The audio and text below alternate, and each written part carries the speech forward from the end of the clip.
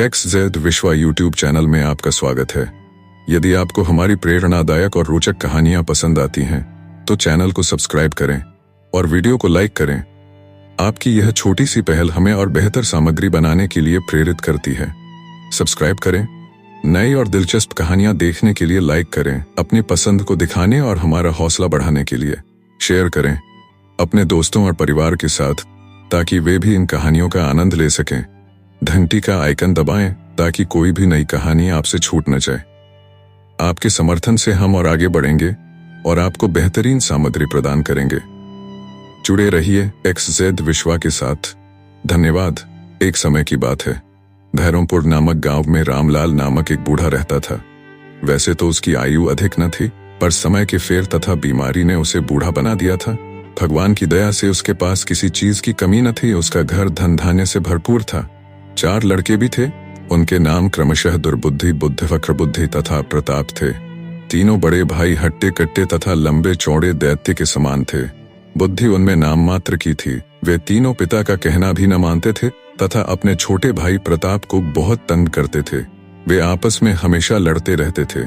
इनके विपरीत प्रताप एक आज्ञाकारी युवक था। यद्यपि वह अपने तीनों भाइयों से कमजोर था, पर फिर भी वह काफी बलवान था। अपने पिता को संतुष्ट रखता तथा उनकी सेवा करता था। गरीबों के लिए वह सब कुछ करने को तैयार रहता, जबकि तीनों बड़े भाई गरीबों के साथ दुष्टता का व्यवहार करते थे। वे अमीरों के साथ रहकर घमंडी हो गए थे। पिता के धन को वे इस तरह उड़ाते कि पिता रामलाल भी सोचता कि मैंने इस धन का क्या करना है, मैंने तो मरना ही है, इन्हें करने दो जो कुछ यह करते हैं। इस पर भी उसने उन्हें 1-2 बार समझाया, पर वे न माने। एक दिन रामलाल ने प्रताप को बुलाया और कहने लगा, बेटा, मैं अब अधिक समय जीवित नहीं रहूंगा। तेरे तीनों भाई बड़े हैं, बलवान हैं तथा निर्बुद्धि हैं। वे तुझे धन में से कोई हिस्सा न देंगे, इसलिए मैंने तेरे लिए घुड़साल के छप्पर में धन रख दिया है। मेरे मरने के बाद तू उस धन को निकाल लेना तथा किसी दूसरे शहर में जाकर गुजारा कर लेना। मैं तुझे और कुछ नहीं दे सकता। यह सुनकर प्रताप की आंखों से आंसू निकलने लगे तथा वह रोता हुआ कहने लगा, पिताजी, आप ही तो इस दुनिया में मेरे सब कुछ हो। यदि आप ही ऐसी बातें कहेंगे तो मैं किसके सहारे रहूंगा। कुछ दिन बाद रामलाल चल बसा। तीनों बड़े भाई बहुत खुश हुए कि चलो रास्ते का कांटा तो हटा। बुड्ढा हर वक्त टोकता रहता था, अब कोई टोकने वाला तो न होगा। दिन बीतते गए। अब तीनों बड़े भाई धन के लिए आपस में लड़ने लगे। आखिरकार तीनों ने धन का बंटवारा कर लिया। वे तीनों प्रताप को भूल ही गए, जो पिता के मरने से बहुत दुखी था। जब उसका ध्यान आया तो उसे देखकर हंसने लगे और उसका मजाक उड़ाने लगे। ने कहा, मुझे तुम लोगों से कुछ नहीं चाहिए। पिताजी, मुझे मेरे धन की जगह बता। तय है, मैं तुम्हारे साथ नहीं रहना चाहता। भोले भाले प्रताप ने उन दुष्ट भाइयों को सब कुछ बता दिया। उसने यह न सोचा था कि ये दुष्ट यह धन भी छीन लेंगे, और वही हुआ जो उसने सोचा भी न था।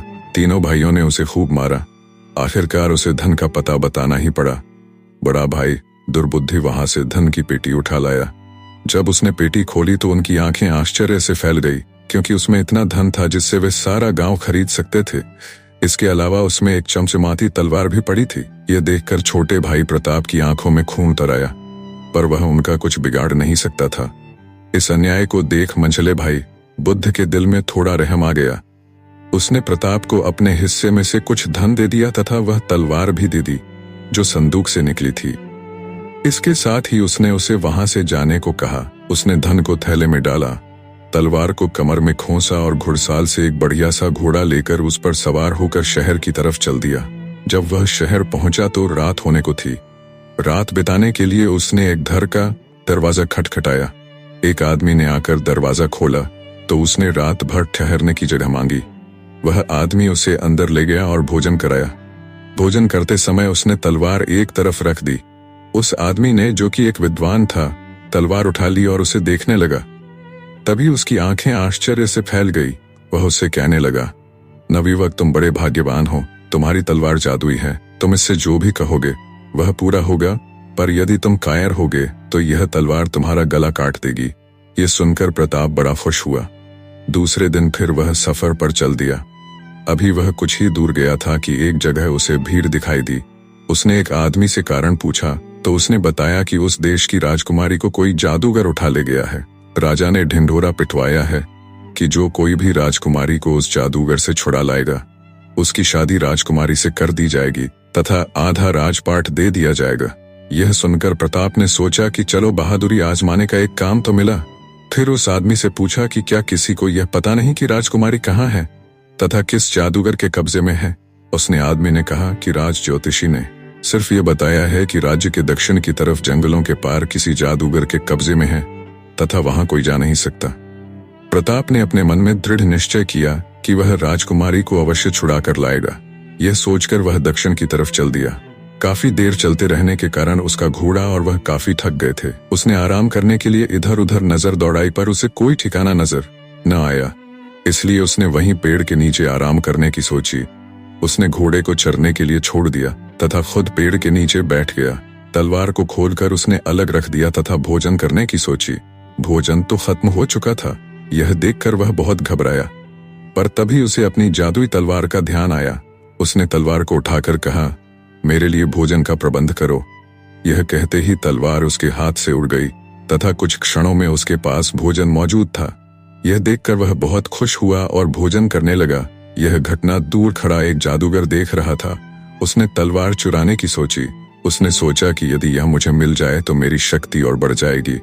जब प्रताप सोकर उठा तो उसका हाथ तलवार पर गया, पर आश्चर्य की तलवार गायब थी। तलवार को गायब देख वह बहुत घबराया और इधर उधर ढूंढने लगा, क्योंकि उसके बिना वह कुछ भी नहीं कर सकता था। वह तलवार ढूंढ ही रहा था कि उसे एक चीख सुनाई दी। वह फौरन दौड़ा। जब उसने वह दृश्य देखा तो समझ गया कि वह व्यक्ति उसकी तलवार चुराने की कोशिश में था, पर तलवार तो सिर्फ बहादुर व्यक्ति के लिए थी, इसलिए उसे मारे डाल रही थी। को देखकर जादूगर ने हाथ जोड़कर कहा, अपनी इस तलवार को रोक लो, अन्यथा मैं मर जाऊंगा। मैं जिंदगी भर आपकी गुलामी करूंगा। यह सुनकर प्रताप को दया आ गई। उसने तलवार को रुकने का आदेश दिया तथा उसे अपनी कमर में खोस लिया। प्रताप ने तलवार से दवा मंगाकर उस जादूगर को लगाई तथा उसके बारे में पूछा। जादूगर ने कहा, मैं एक छोटा सा जादूगर हूँ, मेरा नाम नगीना है। पहले मैं यहाँ से कुछ दूर एक जादूगर के प्रदेश में रहता था। वहाँ का सरदार बहुत बड़ा जादूगर है। अभी कुछ दिन हुए वह एक सुंदर राजकुमारी को उठा लाया है। मैंने बहुत कहा कि उसे वापस भेज दे, परंतु वह नहीं माना, बल्कि मुझे मार पीट कर भगा दिया। मैं उससे बदला लेना चाहता था, तभी मेरी नजर तुम्हारी जादुई तलवार पर पड़ी। मैंने सोचा कि यदि यह तलवार प्राप्त हो जाए तो मैं उससे बदला ले लूंगा। आगे का हाल तो आपको पता ही है। यह कहकर वह चुप हो गया। प्रताप ने प्रसन्नता से उसकी तरफ देखा तथा पूछने लगा, क्या तुम मुझे वहां तक ले जा सकते हो जहां तुम्हारा प्रदेश है? मैं भी राजकुमारी को छुड़ाने जा रहा हूँ। हम तुम दोस्त हैं, तुम मेरी मदद से उससे बदला ले लो तथा मैं राजकुमारी को छुड़ा लाऊं। जादूगर नगीना ने निराश स्वर में कहा, नहीं, मैं तुम्हें वहां नहीं ले जा सकता, क्योंकि रास्ते में आदमखोर दानवों की बस्ती है जो हमें जिंदा नहीं छोड़ेंगे, और मेरे पास अब कोई जादुई उड़न खटोला भी नहीं है जिस पर बैठकर हम उड़ सकें। ये सुनकर प्रताप ने पूछा, यदि तुम मेरी तलवार चुरा लेते तब तुम अपना बदला किस प्रकार लेते?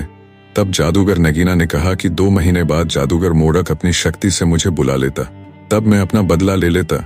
आखिर दोनों ने सलाह बनाई कि आदमखोरों की बस्ती में से ही जाना होगा और उन्हें मारना होगा।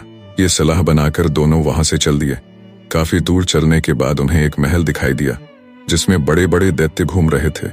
उनको देखकर जादूगर नगीना घबरा गया, पर प्रताप ने उसे तसल्ली दी और वे भोजन करने लगे। भोजन करने के बाद उन्होंने आगे के कार्यक्रम के बारे में सोचा। प्रताप ने कहा कि हमें रात में इस बस्ती को पार करना चाहिए ताकि अधिक खून खराबा भी न हो और हम अपनी मंजिल पर पहुंच जाएं। दोनों आराम करने के लिए वहीं लेट गए। जब उनकी आंख खुली तो उन्होंने घबराकर तुरंत आंखें बंद कर ली, क्योंकि ठीक सामने मैदान में आग जल रही थी और वे रस्सों में बंधे हुए थे। ये देखकर नगीना घबरा गया और कहने लगा, मित्र, हम आदमखोरों के हाथ पड़ गए हैं। गलती मेरी ही थी, क्योंकि मैंने तुम्हें यह नहीं बताया कि इनकी सूंघने की शक्ति बहुत तेज होती है और वे बहुत दूर तक सूंघ लेते हैं। अब हमारे बचने की कोई आशा नहीं। प्रताप ने मुस्कुराकर कर कहा, तुम फिक्र क्यों करते हो? जब तक हमारे पास जादुई तलवार है तब तक हमारा कोई कुछ नहीं बिगाड़ सकता। अभी वे बात कर ही रहे थे कि उन्हें शोर सुनाई दिया। तब उन्होंने देखा कि आदमखोर और 2 व्यक्तियों को बांधकर नाचते हुए उनकी तरफ आ रहे हैं। सब दैत्यों ने उनके चारों तरफ घेरा डाल लिया तथा दोनों बंदियों को भी उनके पास पटक दिया। दोनों व्यक्ति बेहोश थे। जब उन्हें होश आया तो वे बहुत घबराए हुए थे। प्रताप ने नगीना से पूछा कि यह अब हमारा क्या करेंगे? तो नगीना ने कहा कि हम चारों बंदियों को भून कर खाएंगे। जल्दी से जल्दी जो कुछ हो सके कर लो, नहीं तो मौत निश्चित है। प्रताप ने उसे तसल्ली दी और बाकी बंदियों की तरफ देखा जो पूरी तरह होश में आ चुके थे। प्रताप ने उनसे पूछा, आप कैसे बंदी बन गए? यह सुनकर एक ने उत्तर दिया, हम दोनों भाई हैं तथा भीष्मपुर के राजकुमार हैं। हमारी बहन राजकुमारी को कोई बड़ा जादूगर उठा ले गया। हम उसे छुड़ाने जा रहे थे, इनसे टक्कर हो गई। हमारे सैनिक मारे गए तथा हमें बंदी बना लिया गया। हम भी अब कुछ क्षण के मेहमान हैं।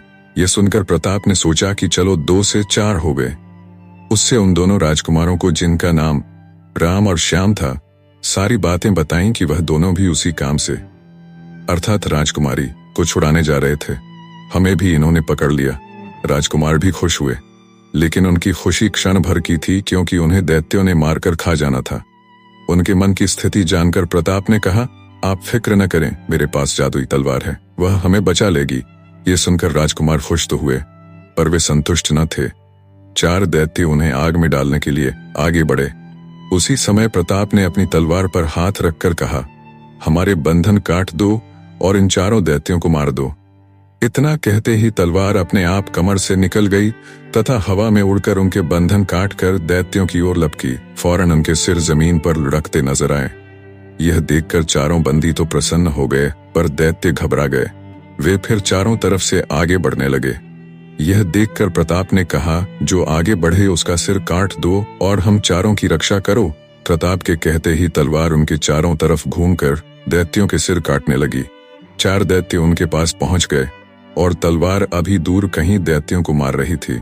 जैसे ही दैत्य उनको पकड़ने के लिए आगे बढ़े, चमत्कारिक रूप से 4 तलवारें हवा में से निकलीं तथा उन चारों के सिर जमीन पर लौटते नजर आए।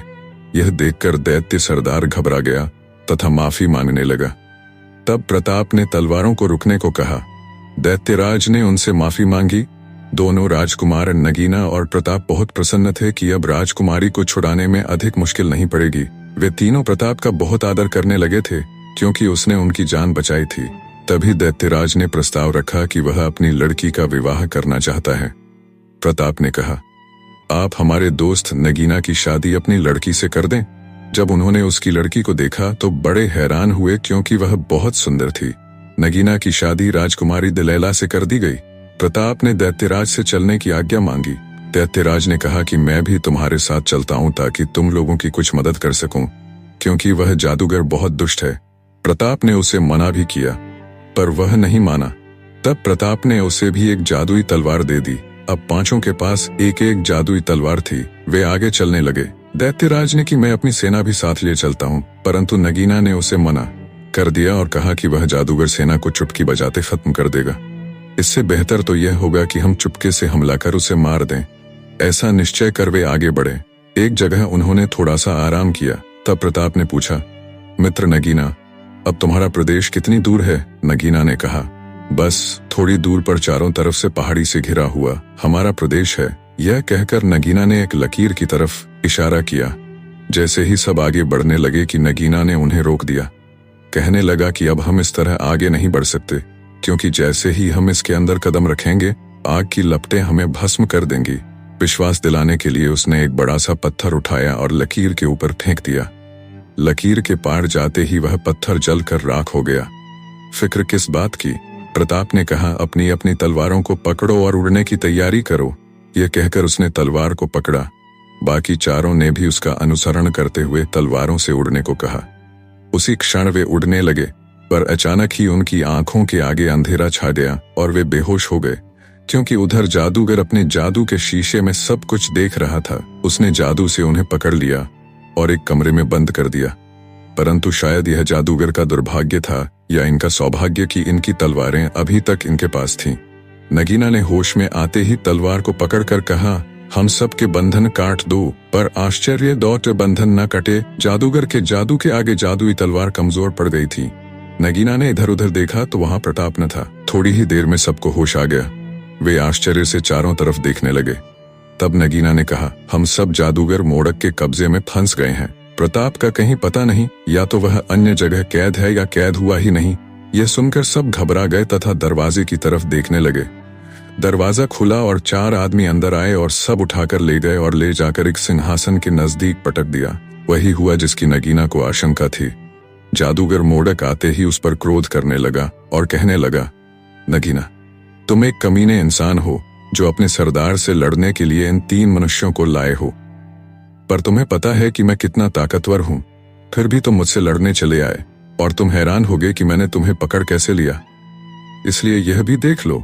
यह कहकर उसने जादुई शीशा दिखाया और कहा कि जो भी वस्तु जमीन से ऊपर होती है वह मेरी नजर में आ जाती है। यही तुमने गलती की। अगर तुम जमीन पर होते तो शायद मैं तुम्हें न पकड़ पाता। उधर प्रताप ने तलवार को हाथ में पकड़कर उड़ने को कहा। अचानक उसकी नजर ऊपर गई जहां से एक जाल उत्पन्न होकर उन पर गिरने ही वाला था। प्रताप अपने साथियों को इससे बचाना चाहता था पर बचा न सका, परंतु उसने तलवार को नीचे जाने का आदेश दे दिया और खुद बच गया। चारों साथियों की हालत देखकर उसे बहुत दुख हुआ, फिर भी उसने हिम्मत न छोड़ी। वह समझ गया कि जादूगर किसी वस्तु से सबको देख लेता है। तब उसने सोचा कि अगर मैं दिन में जाऊंगा तो देख लिया जाऊंगा, शायद रात को निकल जाऊं, क्योंकि रात को तो वह नींद में होता होगा। यह सोचकर प्रताप ने पूरा दिन वहीं बिताया और रात हो जाने पर तलवार के सहारे उड़कर लकीर के पार उतर गया तथा आगे बढ़ने लगा। पहाड़ी से नीचे आकर वह एक जगह ठहर गया और इधर उधर देखने लगा। उसे वहां छोटे छोटे मकान और उन्हीं के बीच में एक बड़ा सा महल दिखाई दिया। प्रताप ने सोचा कि यही उस जादूगर का महल हो सकता है। वह महल की तरफ चुपचाप बढ़ चला। रात बीत चुकी थी और दिन निकलने वाला था, इसलिए उसने जादुई तलवार को कहा कि महल की छत पर उड़ चले। एक क्षण में वह छत पर पहुंच गया तथा वहां पर छुप गया। थोड़ी देर बाद वह नीचे उतरने लगा। तभी अचानक उसे जादूगर की आवाज सुनाई दी। उसने नीचे देखा तो उसे अपने चारों साथी बंधे दिखाई दिए और जादूगर मोडक तलवार लेकर जादूगर नगीना को मारने बढ़ा। ठहरो! जादूगर मोडक को आवाज सुनाई दी। वह क्रोध से कांप गया। उसकी नजर ऊपर गई। इसके साथ ही चारों साथियों की नजरें भी ऊपर गईं, पर फिर भी वे चिंतित थे क्योंकि उन्हें पता था कि केवल जादुई तलवार के सहारे प्रताप जादूगर से जीत न सकेगा। जादूगर मोडक ने कहा, तुम कौन हो और मेरे काम में क्यों टांग अड़ा रहे हो? इसीलिए मैं इतनी दूर से तुम्हारा काल बनकर आया हूँ। यदि तुम में हिम्मत हो तो मुझसे अकेले लड़ लो। यदि तुम जीत गए तो मैं वापस चला जाऊंगा और यदि तुम हार गए तो राजकुमारी को वापस करना होगा। जादूगर चीखा, नहीं, यह नहीं हो सकता। यह कहकर उसने अपना हाथ आकाश की ओर उठाया तथा कोई मंत्र बड़बड़ाने लगा। उसी समय 2 देव आकाश से उतरते दिखाई दिए। प्रताप ने भी उसी समय अपनी तलवार निकाली और क्रोध में जमीन पर पटक दी। उसी समय चमत्कार हुआ और आश्चर्य से उसकी आंखें फटी रह गईं। सामने एक पिशाच खड़ा था। वह कह रहा था, मालिक आज्ञा करो। प्रताप ने कहा, दोनों दैत्यों को मार डालो। आज्ञा पाकर पिशाच ने दोनों दैत्यों को मार डाला। फिर प्रताप ने उसे जादूगर को मारने की आज्ञा दी। जादूगर उसे देखकर डर गया क्योंकि इससे बड़ा देव उसके कब्जे में नहीं था। उसने पिशाच पर जादू भी चलाया पर उस पर जादू न चल सका। पिशाच उसकी तरफ बढ़े। जादूगर ने जादू से दैत्यों की पूरी सेना इकट्ठी कर दी, पर दैत्यों की सेना उसके सामने टिक नहीं सकी। अब जादूगर मोडक घबरा गया और अपनी तलवार को लेकर आकाश में उड़ गया। पिशाच भी उसका पीछा करता हुआ आकाश में उड़ गया। तब जादूगर नीचे आ गया और प्रताप से कहने लगा कि मैं तुमसे लड़ने के लिए तैयार हूँ, तुम इस पिशाच को रोको। ये सुनकर प्रताप ने पिशाच को रोक दिया और जादूगर मोडक को मार डाला। जादूगर के मरने पर सब खुश हुए। तब वे महल में जाकर राजकुमारी को ढूंढने लगे। आखिरकार राजकुमारी एक कमरे में मिल गई। राजकुमारी अपने दोनों भाइयों से मिलकर बहुत खुश हुई। प्रताप ने जादूगर नगीना को वहां का सरदार बना दिया और चारों साथियों और राजकुमारी को साथ लेकर वापस अपने देश की तरफ चल दिया। जादूगर नगीना ने प्रताप को एक अंगूठी दी और कहा कि जब भी आप इसे घिसेंगे मैं फौरन आपके पास पहुंच जाऊंगा। प्रताप अपने साथियों व राजकुमारी को साथ लेकर दैत्यराज के राज्य में पहुंचा। दैत्यराज ने प्रताप को बहुत सारी धन दौलत दी और अपने लड़के को उसके साथ भेज दिया। प्रताप फिर अपनी यात्रा पर आगे बढ़ने लगा और भीष्मपुर पहुंच गया। राजकुमार राम ने राजमहल में जाकर राजकुमारी के सकुशल आने की खबर दी। राजमहल में खुशी की लहर दौड़ गई। राजा ने प्रताप को देख गले लगा लिया। प्रताप की बहादुरी सुनकर राजा बड़ा प्रसन्न हुआ और राजकुमारी का विवाह उससे करके आधा राजपाट दे दिया। प्रताप राजकुमारी के साथ खुशी से राज्य करने लगा। एक दिन उसे अपने भाइयों की याद आई। उसका गांव भी उसके राज्य में ही था। उसने एक अच्छा घोड़ा तैयार करवाया और गांव की तरफ चल दिया। गांव वाले पुराने प्रताप को भूल चुके थे। वे अब इस प्रताप को ही राजा जानते थे। मुखिया ने उसे अपने घर ठहराया। मुखिया ने अपने नौकर को आवाज दी तो वहां पर जो नौकर आया उसे देखकर राजा की गर्दन शर्म से झुक गई। वह उसका बड़ा भाई दुर्बुद्धि था। उसने मुखिया से पूछा तो उसने उसके भाइयों का सारा किस्सा बता दिया कि उन्होंने सारा घर जुए में बर्बाद कर दिया था, पर वे मेरे दोस्त के लड़के थे, इसलिए तीनों को मैंने नौकर रख लिया। दूसरे दिन मुखिया के घर राज सैनिक पहुंच गए और तीनों नौकरों को पकड़ कर ले गए। तीनों भाई बहुत डरे कि उनसे कोई गलती तो नहीं हुई। राज दरबार में पहुंचकर वे राजा के पैरों में गिर पड़े और कहने लगे, महाराज हमें माफ कर दो, हमसे क्या गलती हुई है, हम तो वफादारी से मालिक का काम करते हैं। पर राजा ने उनकी बात पर कोई ध्यान न दिया, बल्कि एक नौकर को कुछ कहा, भाइयों को राजमहल में ले गया और नहला धुलाकर नए कपड़े पहनने को दिए। तीनों भाई अचरज में पड़ गए। उसी समय तीसरे भाई बुद्ध ने कहा, भाइयों मुझे यह राजा जाना पहचाना लगता है, मेरे ख्याल से यह हमारा छोटा भाई प्रताप है। इस पर दोनों भाइयों ने कहा कि प्रताप तो कहीं मर खप गया होगा, वह राजा कहां से बन गया। तीनों राजकुमारों जैसी वेशभूषा में राज दरबार में पहुंचे तो राजा ने उठकर उन्हें गले से लगा लिया और भरी आंखों से कहने लगा, तुमने शायद मुझे पहचाना नहीं, मैं तुम्हारा भाई प्रताप हूँ। मुझे तुम्हारी दशा देखकर बेहद कष्ट हो रहा है। ये सुनकर तीनों भाई उसके पैरों में पड़ गए और माफी मांगते हुए कहने लगे, तुम महान हो भाई, जो हम जैसे स्वार्थी, दुष्ट और लालची भाइयों पर यह मेहरबानी की, जबकि हमने तुम्हें मारा पीटा, तुम्हारा सारा धन भी छीन लिया था। प्रताप ने उनके रहने का इंतजाम अपने महल में किया और राजदरबार में अच्छे पद दे दिए। प्रताप अपने तीनों भाइयों व रानी सहित अपना राजकाज खुशी से चलाने लगा। चमत्कारी मटका एक गांव में रामू नाम का एक लड़का रहता था। उसकी माँ बहुत ही गरीब थी। वह दूसरों के यहाँ बर्तन आदि मांझकर अपना व रामू का पेट भरा करती थी। रामू अपनी माँ को सारा दिन काम काज करता देखकर बहुत दुखी होता था। उसकी माँ की उम्र भी काफी हो चुकी थी, बाल सफेद हो चुके थे, चेहरे पर झुर्रियां पड़ने लगी थीं, परंतु फिर भी वह रोज अपने काम पर जाती थी। रामू की माँ काफी बुद्धिमान भी थी। वह प्रतिमाह खर्च करके जो कुछ भी बचा पाती थी उसे जोड़ती जाती थी। एक दिन बुढ़िया ने अपने जमा किए हुए पैसे गिने तो वे 60 रुपए निकले। रामू की माँ प्रसन्न हुई और रामू को बुलाकर कहा, बेटा मैंने एक एक पैसा जोड़ कर कुछ रुपए इकट्ठे किए हैं। अब मेरी उम्र हो गई है, मुझसे ज्यादा परिश्रम नहीं होता। न जाने किस समय मैं इस संसार में तुमको अकेला छोड़कर चल बसूं। तू एक काम कर, ये ले 20 रुपए और कोई छोटा मोटा धंधा कर ले। यह कहते हुए बुढ़िया ने रामू को 20 रुपए दे दिए। रामू 20 रुपए लेकर चल पड़ा। वह बड़ा दयालु व नेक था। चलते चलते वह शहर में पहुंच गया। शहर में मेला लगा था। रामू ने सोचा, मेले में शायद कोई काम धंधा मिल जाए। यह सोचकर वह मेले को घूम घूम कर अच्छी तरह देखता रहा। मेले में हर प्रकार की वस्तुओं की बिक्री हो रही थी। व्यापारी लोग जोर जोर से अपनी अपनी वस्तुओं की तारीफ कर रहे थे। रामू एक दुकान से दूसरी दुकान और दूसरी दुकान से तीसरी दुकान करता हुआ सभी दुकानों पर घूम गया, परंतु उसे कोई भी अपने मतलब की वस्तु नहीं दिखाई पड़ी जिसको खरीदकर कोई अपना छोटा मोटा धंधा शुरू कर सकता। आखिर घूमते घूमते वह पशुओं की दुकान के सामने जा पहुंचा। यहाँ पर कई प्रकार के पशु बेचे जा रहे थे। रामू उन पशुओं की बिक्री होते देखता रहा। उसी समय एक कसाई आया और उसने सारी बकरियां एक साथ खरीद लीं। बकरियां खरीदकर वह उन्हें घसीट कर मारता हुआ कसाई खाने की तरफ ले जाने लगा। बकरियां जोर जोर से मिमियाने लगी थीं। उनमें एक बकरी बहुत ही कमजोर व दुबली पतली थी। वह चलते चलते बार बार गिर पड़ती थी। रामू का हृदय उन बकरियों को चीखते चिल्लाते देख रो उठा। उधर उस पतली दुबली बकरी को गिरता देख कसाई को बड़ा क्रोध आया। कसाई अपना छुरा निकालकर उसे मारने लगा। रामू को उस कमजोर बकरी पर दया आ गई। वह समझ गया था कि कसाई उन बकरियों को मारकर उनका मांस बेचेगा, लेकिन वह बेचारा क्या कर सकता था। उसके पास इतने पैसे तो थे नहीं कि वह सब बकरियों को उससे खरीद लेता। उस कसाई से बोला, ए भाई, तुम इस बकरी को मत मारो, यदि चाहो तो इसे मुझे बेच दो।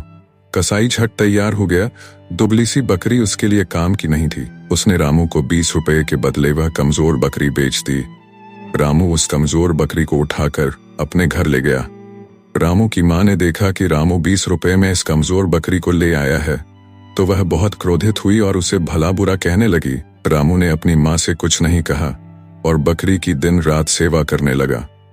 बकरी रामू की सेवा से जल्दी ही अच्छी हो गई, परंतु रामू की माँ को वह बकरी एक आंख न भाती थी। एक दिन फिर रामू को 20 रुपए देते हुए उसकी माँ ने कहा, बेटा यह 20 रुपए लो और अब की बार सोच समझ कर ही कोई वस्तु खरीदना। इस बार भी यदि तुमने कोई बेकार चीज खरीदी तो मुझसे बुरा कोई न होगा। रामू फिर 20 रुपए लेकर चल पड़ा। चलते चलते वह एक नदी के किनारे पहुंच गया। उसे बहुत जोरों से प्यास लगी थी। उसने सोचा, चलो नदी से थोड़ा पानी पी लिया जाए, फिर कोई धंधा पानी देखेगा। यह सोचकर वह नदी की ओर बढ़ा। नदी के किनारे एक मछुआरा बैठा मछली पकड़ रहा था। रामू ने नदी से पानी पिया तो उस मछुआरा की तरफ देखने लगा जो मछली पकड़ने में तल्लीन था। उसी समय रामू ने देखा मछुआरे के जाल में सिर्फ एक ही मछली फंसी है, जिसका रंग सुनहरा था। अपने जाल में सिर्फ एक मछली फंसी देखकर वह उदास हो गया और फूट फूट कर रोने लगा। रामू ने आश्चर्य से मछुआरे की ओर देखा और बोला, क्यों भाई, तुम इस तरह क्यों रो रहे हो? मछुआरा बोला, भाई आज मुझे महाजन को ब्याज देना है और घर में खाने को अन्न का एक दाना तक नहीं है। आज सारे दिन में यही एक मछली हाथ आई है। अब तुम ही बताओ इससे हमारा क्या बनेगा? रामू के दिल में उस मछुआरे की बात सुनकर दया आ गई। वह बोला, तुम एक काम करो भाई, यह 20 रुपए रख लो और मुझे यह सुनहरी मछली दे दो। मछुआरा तुरंत तैयार हो गया। वह 20 रुपए में रामू को मछली दे खुशी खुशी घर लौट गया। रामू उस सुनहरी मछली को लेकर घर वापस लौट आया। पूछा, क्यों बेटा, 20 रुपए का क्या किया और कितना धन कमाया? रामू ने सारी कहानी अपनी माँ को कह सुनाई कि किस तरह से एक मछुआरे को रुपयों की आवश्यकता थी और किस प्रकार से उसने मछुआरे से एक मछली का 20 रुपए में सौदा किया। उसकी बात सुनकर माँ ने अपना सिर पीट लिया। रामू को उसने खूब बुरा भला कहा और परंतु अब हो ही क्या सकता था। रामू ने माँ के क्रोधित होने पर कोई ध्यान नहीं दिया और मछली को पानी के एक बर्तन में डाल दिया। सुनहरी मछली फिर से पानी में तैरने लगी। रामू बकरी और मछली का हर समय ध्यान रखता था। उसकी माँ को बकरी के साथ साथ मछली भी एक आंख न भाई। इन दोनों जीवों से उसे क्या मिलता? बकरी दूध देती नहीं थी और मछली इतनी बड़ी नहीं थी कि उसको बेचकर कुछ प्राप्त होता। रामू की माँ मन मार कर रह जाती। कई दिन इसी तरह से बीत गए। रामू की माँ एक रोज बीमार पड़ गई। उसने रामू को बुलाया और कहा, बेटा मेरे पास यह अंतिम 20 रुपए बचे हैं। मैं तो अब कुछ काम कर नहीं सकती। तुम ही इस बचे हुए 20 रुपए से कुछ काम धंधा करो ताकि हम दोनों का जीवन निर्वाह हो सके। रामू ने अपनी माँ को दिलासा देते हुए कहा, माँ तुम निश्चित रहो, मैं इस बार अवश्य ही ऐसा कोई व्यापार इन 20 रुपयों से करूंगा। रामू अंतिम 20 रुपयों को लेकर एक बार फिर निकल गया। रास्ते में उसे एक बुढ़िया मिली जो फूट फूट कर रो रही थी। रामू ने पूछा, माई तुम इस तरह क्यों रो रही हो? तुम्हें क्या दुख है? उस बुढ़िया ने रोना बंद कर रामू की ओर देखा और बोली, बेटा आज 4 दिन हो गए, मेरे पेट में अन्न का एक दाना भी नहीं गया है। मैं मटके बनाती हूँ, परंतु 4 दिनों से मेरा एक भी मटका नहीं बिका है। अब तुम ही बताओ मैं क्या करूं? रामू के मन में फिर दया आ गई। उसने रुपए उस बुढ़िया को देते हुए कहा, माई तुम इस 20 रुपयों के बदले मुझे यह मटका दे दो। बुढ़िया यह सुनकर बहुत प्रसन्न हुई। मटके की कीमत 1 रुपया थी, जबकि रामू उसे 20 रुपए दे रहा था। बुढ़िया ने रामू से झट 20 रुपए लिए और मटका देकर चलती बनी। रामू उस मटके को लेकर घर वापस आ गया। माँ ने रामू से पूछा, बेटा क्या किया 20 रुपए का? रामू ने जवाब में फिर सारी कहानी सुना डाली। रामू की माँ फिर बहुत रोई धोई, परंतु अब क्या हो सकता था? रुपए लौट कर तो आ नहीं सकते थे। चिंता ने उसे जल्दी ही और बूढ़ा कर तो आ नहीं सकते थे। दिया था, अब घर पर भी खाने को कुछ नहीं था। धीरे धीरे घर के सारे बर्तन बिक गए, परंतु घर का सामान बेच बेच कर कब तक गुजारा होता।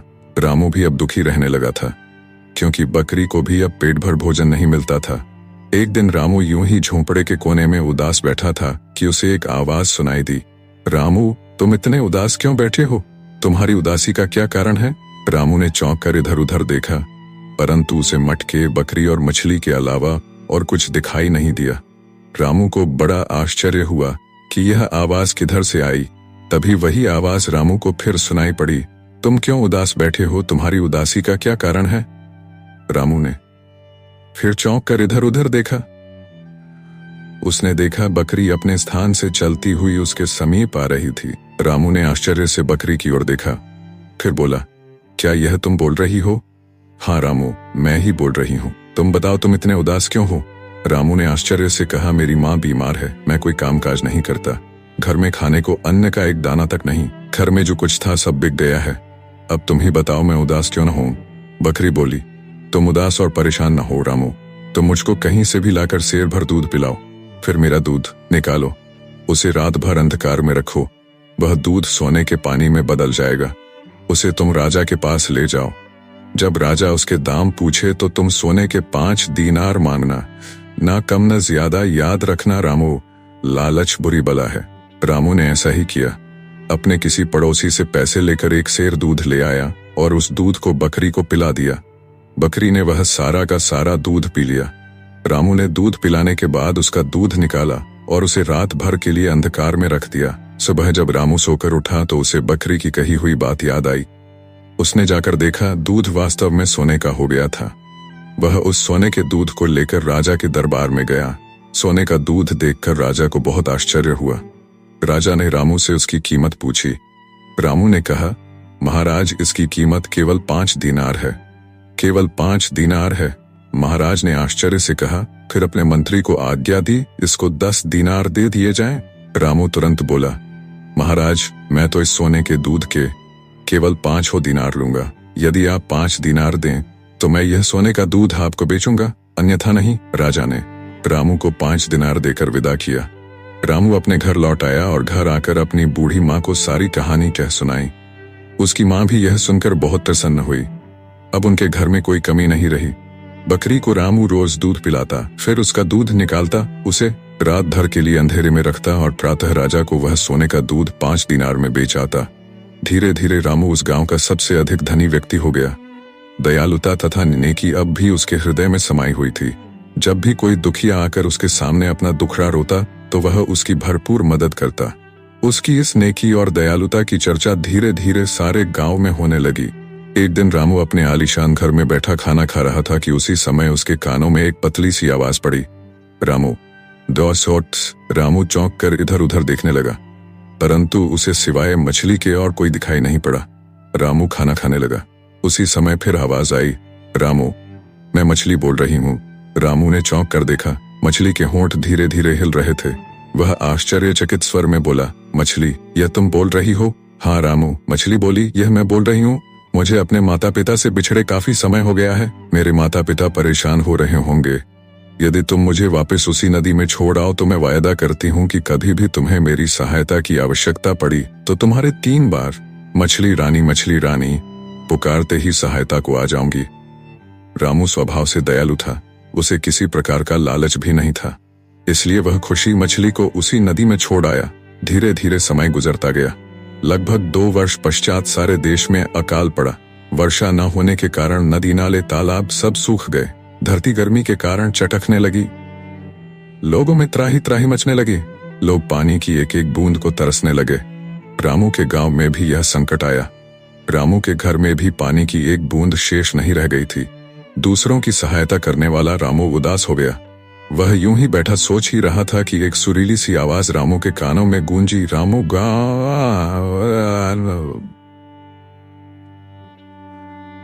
तुम क्यों उदास हो? तुम्हारी उदासी का क्या कारण है? रामू ने आश्चर्य से इधर उधर देखा। तभी वही आवाज फिर गूंजी, रामू मैं मटका बोल रहा हूँ। यह कहते हुए मटका लुढ़कता हुआ उसके करीब आकर रुक गया। यह तुम बोल रहे हो? रामू ने आश्चर्यचकित हो पूछा। हाँ, यह मैं बोल रहा हूँ। तुम अपनी उदासी का कारण बताओ, हो सकता है मैं तुम्हारी कुछ मदद कर सकूं। मटका बोला, तुम तो जानते ही हो कि वर्षा न होने की वजह से सारे देश में अकाल पड़ गया है। लोग प्यासे मर रहे हैं। रामू ने सारी बात बताई। तुम परेशान न हो रामू, तुम कहीं से भी एक बूंद पानी लाकर मुझ में डाल दो, फिर देखो मेरा कमाल। रामू यह सुनकर सोच में पड़ गया कि एक बूंद पानी कहाँ से लाए। तभी उसे मछली का ध्यान आया, जिसने उसकी आवश्यकता पड़ने पर सहायता का वचन दिया था। रामू ने तुरंत 3 बार पुकारा, मछली रानी, मछली रानी। तभी न जाने कहां से वही सुनहरी मछली उड़ती हुई आई और बोली, क्या बात है रामू, तुमने मुझे याद किया है? रामू ने अपनी सारी विपत्ति कह सुनाई। तब मछली ने कहा, तुम चिंता न करो, मटका यहाँ लाओ। रामू झट मटके को वहां उठा लाया। मछली ने तुरंत अपना मुंह खोला और उसमें से पानी की 2-4 बूंदे निकल कर मटके में जा पड़ी। मछली चली गई। रामू ने मटके की ओर देखा, फिर यह देखकर उसकी प्रसन्नता का ठिकाना न रहा कि मटका पानी से भर गया था। और अब उसका पानी निरंतर बाहर बह रहा था। तभी मटका बोला, रामू, मुझे उठाकर बाहर बरामदे में तिरछा रख दो, पानी का संकट समाप्त हो जाएगा। परंतु एक बात का ध्यान रखना, पानी के लिए किसी को मना मत करना। रामू ने वैसा ही किया, घड़े को उठाकर बरामदे में तिरछा कर दिया। पानी तेजी के साथ मटके में से निकलकर गांव में फैलने लगा। गांव वाले रामू की जय जयकार करने लगे। गांव में सूखा समाप्त हो गया, अकाल खत्म हो गया। जब यह खबर राजा के कानों में पड़ी तो वह रामू के गांव में जा पहुंचा। राजा ने रामू को अपने गले से लगा लिया और बोला, रामू, कुछ दिनों के लिए यह मटका मुझे दे दो ताकि देश का अकाल समाप्त हो जाए। रामू सहर्ष तैयार हो गया। राजा मटका ले गया। उससे निरंतर बहते पानी ने सारे देश में फैले अकाल को दूर भगा दिया। राजा ने खुश होकर राजकुमारी का विवाह रामू के साथ कर दिया और साथ ही आधा राजपाट भी रामू को दे दिया।